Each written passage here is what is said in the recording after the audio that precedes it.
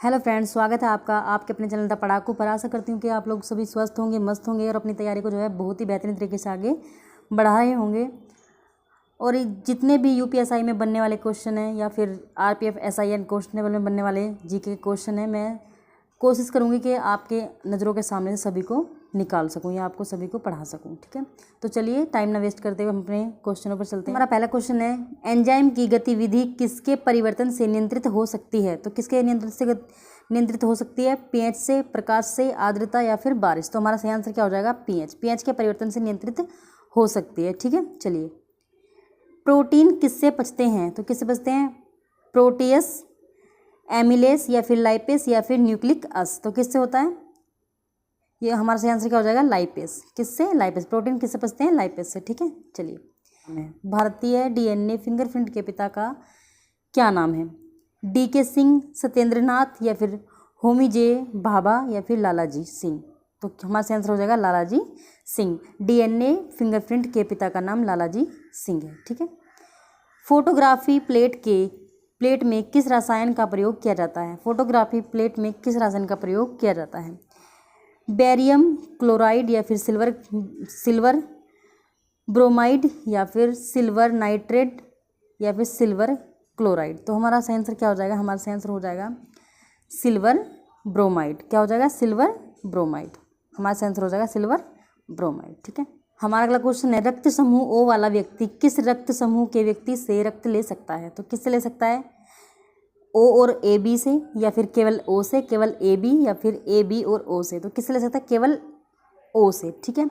A B क्या होता है? ए बी सर्वग्राही होता है, यानी सबसे ले सकता है। ठीक है। ओ केवल ओ से ले सकता है। ठीक है, चलिए। रोलक एक्ट किस वायसराय के काल में पारित हुआ था? रोलक एक्ट किस वायसराय के काल में पारित हुआ था? तो किसके हुआ था? लॉर्ड हॉर्डिंग या फिर लॉर्ड रीडिंग या फिर लॉर्ड चेम्सफोर्ड या फिर लॉर्ड मिंटो। तो किसके में हुआ था? Lord Chelmsford. ठीक है, हमारा सही आंसर हो जाएगा लॉर्ड चेम्सफोर्ड। ठीक है, चलिए। फूट डालो और राज करो की रणनीति अपनाई गई थी किसके द्वारा? लॉर्ड कर्जन द्वारा या फिर लॉर्ड मिंटो द्वारा या फिर लॉर्ड डलहौजी द्वारा या फिर लॉर्ड वेलेजी द्वारा। तो हमारा सही आंसर क्या हो जाएगा? लॉर्ड कर्जन द्वारा जो है फूट डालो राज करो की नीति अपनाई गई थी। ठीक है, चलिए। इनमें से किस दी ग्रेट ओल्ड मैन के नाम से जाना जाता है? इनमें से किसे दी ग्रेट ओल्ड मैन के नाम से जाना जाता है? खान अब्दुल गफ्फार खान को या फिर WC बनर्जी को या फिर दादा भाई नौरोजी या फिर मोतीलाल नेहरू। तो किसे जाना जाता है? दी ओल्ड मैन के नाम से जाना जाता है दादा भाई नौरोजी को। ठीक है, दादा भाई नौरोजी को। ठीक है। द्वितीय बौद्ध संगीति का आयोजन कहाँ हुआ था? तो द्वितीय बौद्ध संगीति का आयोजन कहाँ हुआ था? राजगृह में, वैशाली में, पाटलिपुत्र में या फिर काशी में। तो कहाँ हुआ था? हमारा आंसर हो जाएगा पाटलिपुत्र में द्वितीय बौद्ध संगीति का आयोजन हुआ था। ठीक है। निम्नलिखित में से कौन भारतीय राष्ट्रीय कांग्रेस की प्रथम महिला अध्यक्ष बनी थी? तो कौन बनी थी? सरोजनी नायडू, एनी बेसेंट या फिर एन सेन गुप्ता या फिर इनमें से कोई नहीं। तो कांग्रेस की प्रथम महिला अध्यक्ष कौन बनी थी? Annie Besant. कौन बनी थी? एनी बेसेंट कांग्रेस की प्रथम महिला अध्यक्ष बनी थी एनी बेसेंट। ठीक है। भारतीय संविधान का कौन सा भाग नागरिकता से संबंधित है? तो कौन सा भाग नागरिकता से संबंधित है? सेकंड, थर्ड, फोर्थ या फिर 5। तो कौन सा है? सेकंड। ठीक है, कौन सा संबंधित है? नागरिकता से संबंधित कौन सा है? सेकंड। भारत में राजनीतिक दलों को मान्यता दी जाती है केंद्र सरकार द्वारा, राज्य सरकार द्वारा, भारत के उच्चतम न्यायालय द्वारा या फिर भारत के निर्वाचन आयोग द्वारा। तो हमारा सही आंसर क्या हो जाएगा? भारत के निर्वाचन आयोग द्वारा हमारा सही आंसर हो जाएगा। ठीक है, भारत के निर्वाचन आयोग द्वारा। चलिए। किया जाता है लोकसभा का प्रोटेम अध्यक्ष नियुक्त किया जाता है भारत के राष्ट्रपति द्वारा, भारत के उपराष्ट्रपति द्वारा या फिर प्रधानमंत्री द्वारा या फिर भारत के मुख्य न्यायाधीश द्वारा। तो किसके द्वारा किया जाता है? भारत के राष्ट्रपति द्वारा। किसके द्वारा? भारत के राष्ट्रपति द्वारा। ठीक है, चलिए। अगला क्वेश्चन है, राष्ट्रीय मानव अधिकार आयोग के अध्यक्ष की अनुपस्थिति में उसके कार्यों का निर्वहन कौन करता है? उपाध्यक्ष, महासचिव, सदस्य जिसे राष्ट्रपति इस निमित्त प्राधिकृत करे या फिर उपयुक्त में से कोई नहीं। तो हमारा सही आंसर क्या हो? हमारा सही आंसर है सदस्य जिसे राष्ट्रपति इस निमित्त प्राधिकृत करे। ठीक है, चलिए है। तीस्ता नदी परियोजना किन दो देशों के बीच विवादित है? तो किन दो देशों के बीच विवादित है तीस्ता नदी? हमारा सही आंसर हो जाएगा भारत तथा श्रीलंका, भारत तथा बांग्लादेश, भारत तथा पाकिस्तान, या फिर इनमें से कोई नहीं। तो हमारा सही आंसर हो जाएगा भारत तथा बांग्लादेश के बीच विवादित है तीस्ता नदी। ठीक है। रेड क्रॉस का मुख्यालय कहाँ है? लंदन, पेरिस, जेनेवा या फिर हैंग? तो कहाँ है? वो है जेनेवा में। ठीक है। रेड क्रॉस का मुख्यालय जेनेवा में है। ठीक है। निम्नलिखित में से कौन सी राष्ट्रीय आय के आंकलन की पद्धति नहीं है?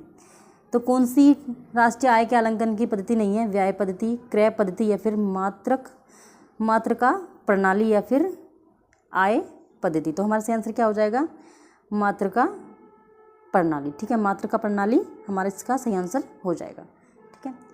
प्रधानमंत्री की उज्ज्वला योजना किससे संबंधित है? तो हमारा ऑप्शन है सामाजिक रूप से पिछड़े वर्गों को एलपीजी के वितरण से, या फिर अनुसूचित जाति और अनुसूचित जनजाति के सदस्यों को निःशुल्क बिजली के कनेक्शन देने से, या फिर बच्चों को व्रत स्टार पर प्रशिक्षण के अभियान से, या फिर इनमें से कोई नहीं। तो हमारा सही आंसर क्या हो जाएगा? हमारा सही आंसर हो जाएगा सामाजिक रूप से पिछड़े वर्गों को एलपीजी के वितरण से। ठीक है। एलपीजी के वितरण से। हमारा अगला क्वेश्चन है ग्रीन बैंकिंग का क्या अर्थ है?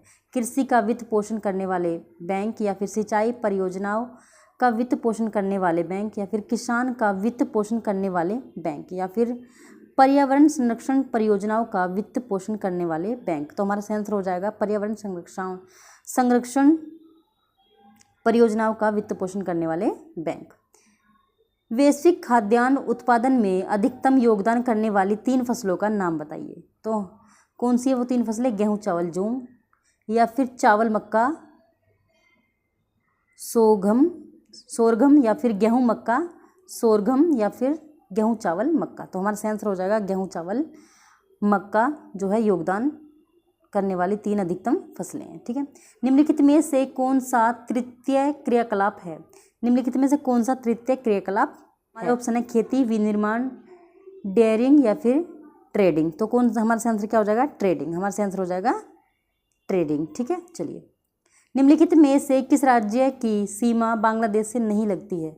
बांग्लादेश से नहीं मिलती? मिजोरम की मिलती है, त्रिपुरा का भी मिलती है, मेघालय की भी लगती है, किसकी नहीं लगती है? मणिपुर की नहीं लगती। ठीक है। मणिपुर की नहीं लगती। दुलहस्ती पावर स्टेशन निम्नलिखित में से किस नदी पर आधारित है? दुलहस्ती पावर स्टेशन निम्नलिखित में से किस नदी पर आधारित है? तो किस नदी पर आधारित है? व्यास नदी पर, चिनाब, या फिर रावी, या फिर सतलज? तो हमारा सही आंसर हो जाएगा चिनाब नदी पर आधारित है दुलहस्ती पावर स्टेशन।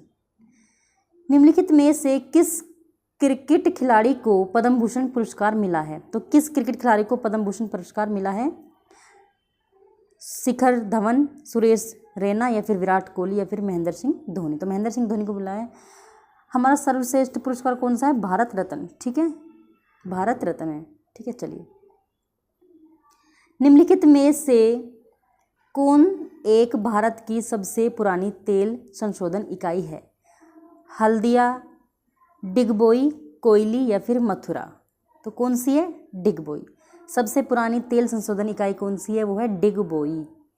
चिपको आंदोलन संबंधित है प्रोजेक्ट टाइगर से, पौध प्रजनन से, या फिर वन संरक्षण से, या फिर उत्तक संवर्धन से? तो किससे है? हमारा सही आंसर हो जाएगा वन संरक्षण से। किससे? वन संरक्षण से। ठीक है। हमारा अगला क्वेश्चन है भारत की 2011 की जनगणना के अनुसार सर्वाधिक जनसंख्या निम्नलिखित नगरीय युग्मों में से किसमें दर्शित हुई है? कोलकाता एवं दिल्ली, दिल्ली और बेंगलुरु, या फिर मुंबई और कोलकाता, या फिर मुंबई और दिल्ली? तो हमारा सही आंसर क्या हो जाएगा? मुंबई और दिल्ली में। ठीक है। हमारा सही आंसर हो जाएगा मुंबई और दिल्ली। संघाई मास्टर्स टेनिस टूर्नामेंट 2017 किसने जीता था? तो किसने जीता था? एंडी मेरे ने, राफेल नाडल ने, या फिर नोवाक जोकोविच ने, या फिर रोजर फेडरर ने? तो किसने जीता था? रोजर फेडरर ने जीता था। ठीक है। चलिए हमारा अगला क्वेश्चन है WEF का समावेशी विकास सूचकांक में भारत का स्थान क्या है? तो हमारा सही आंसर क्या हो जाएगा? 63, 62, 61, 64। तो हमारा सही आंसर हो जाएगा 62। क्या हो जाएगा हमारा आंसर? 62। ठीक है, तो आज की हमारी क्लास यहीं पे ख़त्म होती है। ठीक है, कल मिलते हैं नए क्वेश्चनों के साथ, नए जुनून के साथ, नए जज्बे के साथ। ठीक है, तो अगर क्लास पसंद आई है तो लाइक करें, सब्सक्राइब करें। ठीक है।